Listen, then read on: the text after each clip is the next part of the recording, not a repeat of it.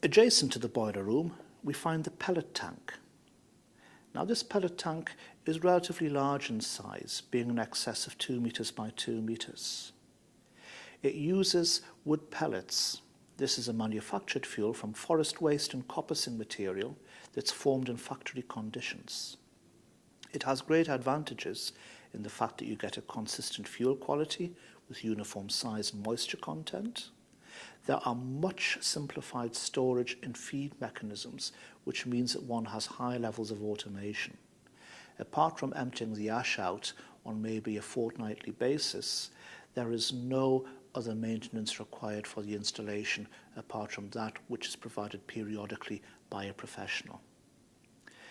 There's also relatively compact fuel storage compared to, say, wood chips, that in this particular case can hope to take a heating season's worth of fuel. The other excellent thing about wood chips is that it has a relatively efficient combustion. There are disadvantages, however. First of all, the fuel is manufactured off-site, that there are transportation and manufacturing environmental impacts, and that it's still very, very much a nascent industry in the United Kingdom, with local suppliers and local manufacturers still in the process of establishment. And of course, there is the issue of unit cost. The fact that because it's manufactured, because it's transported to site, it is a more expensive medium to use than, say, wood chip. As we hinted at earlier, one of the key challenges of this particular project is how to integrate a biomass installation within a listed building. This series of cottages are listed, and we looked very, very carefully at where the boiler could be situated to minimise the impact of the flue. There was an application required for listed building consent. In addition to this, we needed to comply with the minimum building regulations for flue position in respect to the ridge, which means in this particular case a significant height of flue standing proud of the roof.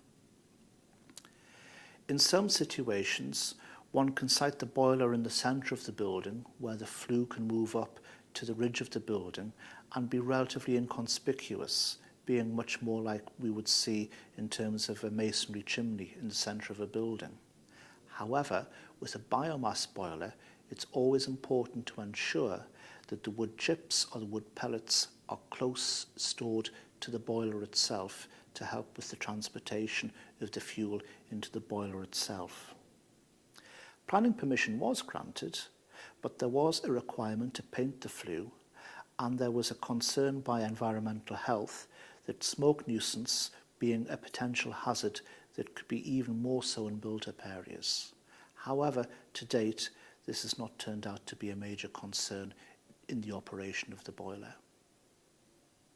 So, what can we learn about these case studies?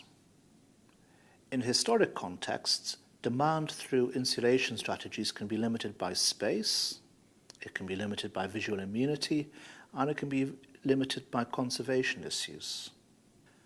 Rural contexts have more potential for renewable systems such as biomass and some forms of ground source heat pumps because of lower building densities and the availability of more land around buildings.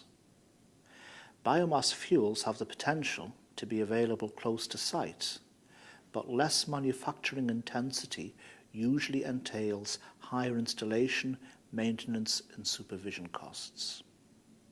There's no getting away from the fact that most traditional and historic buildings will always have significant heating loads. In this particular situation, this favours biomass because of the high outputs that one can get from this renewable technology.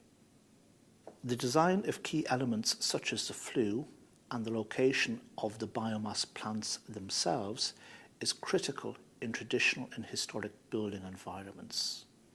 This is to ensure that planning permission is obtained for such proposals and that environmental nuisance from excess smoke is controlled.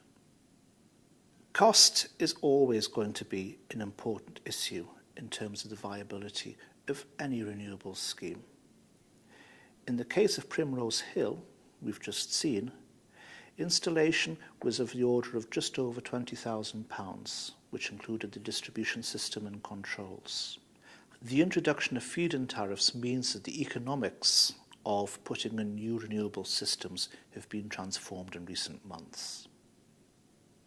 Case Study 1 highlights the importance of occupancy in building programme as to the viability of a biomass installation. Case Study 2 indicates the potential for biomass to serve more than one housing unit and build on the economies of scale. I hope this presentation has shown the exciting potential of biomass in renewable technologies.